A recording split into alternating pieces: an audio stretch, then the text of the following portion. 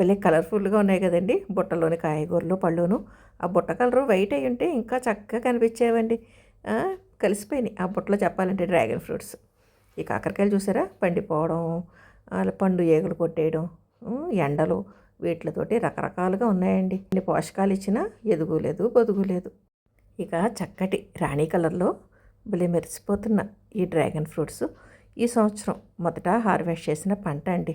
మనకి వేసవిలో చక్కటి దిగుబడినిచ్చే బెండకాయలు ఏ పూట కాపూట తయారైనవి జాగ్రత్తగా చూసుకుని కోసుకోకపోతే ముదిరిపోయి ఎందుకు పనికిరావండి.